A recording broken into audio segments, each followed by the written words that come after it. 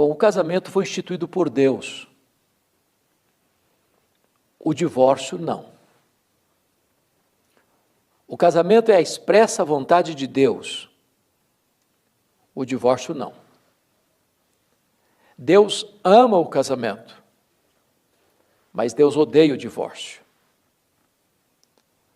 O casamento é uma ordenança divina, o divórcio apenas uma permissão por causa da dureza do coração. Certa feita, diz o texto, que vieram a Jesus alguns fariseus para o experimentarem. Pergunta de algibeira, pergunta capciosa, pergunta para botar o interrogador num embaraço. E Jesus não caía nessas armadilhas. E a pergunta foi esta: é lícito ao marido repudiar sua mulher por qualquer motivo? Então, eles querem que Jesus se posicione numa das escolas famosas, rabínicas da época, a escola de Hillel, uma escola mais liberal, progressista, e a escola de Shammai, uma escola mais conservadora e ortodoxa. Jesus, quando alguém queria pegá-lo no contrapé, não caía nesse laço. Então Jesus devolve a pergunta: não tendes lido? Ou seja, vamos voltar para a Bíblia? Vamos ver o que é que a Bíblia se ensina? Não tendes lido que o Criador, desde o princípio, fez homem e mulher? Por isso disse: deixa o homem, seu pai e sua mãe, se une a sua mulher, tornando-se os dois uma só carne, e o que Deus ajuntou, não o separa o homem? Então, em vez de Jesus tratar de divórcio, ele trata de casamento. Sabe por que tem tanto divórcio hoje? É porque a sociedade, em vez de discutir o que é casamento, está discutindo divórcio. Se nós entendêssemos melhor o que é casamento, teríamos menos divórcio. E quando Jesus vai conversar sobre o casamento, ele remete-nos ao princípio da instituição do casamento. Conforme Gênesis 2, 24, por isso deixa o homem, seu pai e sua mãe, se une a sua mulher, tornando-se os dois uma só carne. Ou seja, o casamento é heterossexual. Deixa o homem, pai e mãe, se une a sua mulher. Segundo, o casamento é monogâmico. Deixa o homem, seu pai e sua mãe, se une à sua mulher e não às suas mulheres. Terceiro, o casamento é monossomático. Os dois se tornam uma só carne. E Jesus conclui assim: o que Deus ajuntou, não o separe o homem. O casamento é indissolúvel. Bom, mas alguém pode argumentar: bom, mas ok, mas não foi Deus que me ajuntou, não. E quando eu casei, eu nem sabia o que era isso.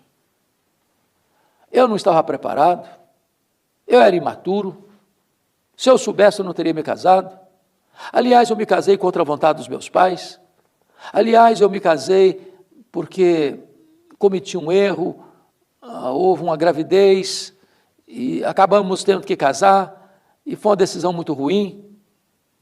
Então não foi Deus que fez meu casamento, eu posso divorciar à vontade. Alguns argumentam assim. Mas deixa eu lhe dizer uma coisa.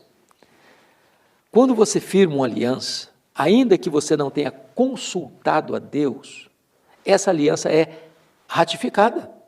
Está lá em Josué capítulo 9. Josué fez uma aliança precipitada com os gibeonitas e ficou preso à aliança. 300 anos depois, a aliança foi quebrada e a nação inteira sofreu as consequências. Então, calma. Pense melhor para casar. Porque depois que você casar, a aliança conjugal é ratificada. Bom, mas esses fariseus retrucam com a outra pergunta. Então, por que Moisés mandou dar carta de divórcio e repudiar? Preste atenção na pergunta deles. Por que Moisés mandou dar carta de divórcio e repudiar? Aí Jesus responde assim: vocês não leram bem Moisés. Vocês não entenderam Moisés. Não é isso que Moisés mandou fazer. Moisés nunca mandou dar carta de divórcio e repudiar. Por causa da dureza do vosso coração, é que Moisés permitiu. Agora, um abismo entre mandar e permitir. Ou seja, o divórcio é uma concessão, é uma permissão e não uma ordenança. Quando é que Deus permite o divórcio? Por quê? Por causa da dureza do coração. E o que é dureza do coração? É a incapacidade de perdoar. Isso não significa que o casamento que se mantém é um casamento perfeito, que nunca teve um problema, um acidente de percurso. Mas, em havendo, o que não deve haver, não temos permissão para errar, mas erramos. Mas quando surgir um problema, existe a possibilidade do perdão, do reparo, da condição de se arrepender do erro, pedir perdão, consertar a rota e seguir o casamento. Agora, a incapacidade de perdoar levanta muros, fere pessoas, destrói relacionamentos, machuca pessoas. Então Jesus está dizendo que Moisés permitiu, não ordenou, permitiu, por causa da dureza do coração, que a incapacidade de perdoar o erro do cônjuge. Então agora Jesus vai, no versículo 9, trazer a orientação. Eu, porém, vos digo, e eu vou ler literalmente o que Jesus disse: quem repudiar sua mulher, não sendo por causa de relações sexuais ilícitas e casar com outra, comete adultério. Então, o que Jesus está estabelecendo aqui é uma cláusula exceptiva para o divórcio, qual seja infidelidade. Isso não significa que, em havendo infidelidade, necessariamente tem que existir o divórcio, pode existir o perdão. E a Bíblia diz que assim como Deus em Cristo nos perdoou, devemos nós também perdoar. O perdão é melhor do que o divórcio. Mas se o coração endurecer, então a parte inocente tem direito, permissão para se divorciar. Obviamente, o divórcio legítimo oportuniza uma nova relação conjugal, um novo casamento, novas núpcias, e casar com outra. Então, quem repudiar sua mulher, não sendo por causa de relações sexuais ilícitas, e casar com outra, comete adultério. Agora, deixa eu ler o texto numa outra perspectiva, no negativo. Quem repudiar sua mulher, sendo por causa de relações sexuais ilícitas, e casar com outra, não comete adultério. Vale para o homem, vale para a mulher. Não tem dois pesos e duas medidas. Mas Jesus conclui assim, que essa situação, então está aqui posta esta cláusula. Existe uma segunda cláusula exceptiva.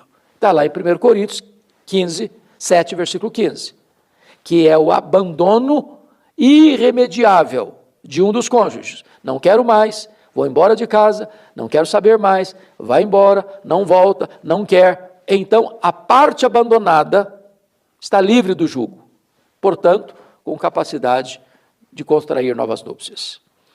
Quando os discípulos de Jesus escutaram que os limites são estreitos, eles responderam para Jesus assim: se é essa a condição do homem relativamente à sua mulher, não convém casar.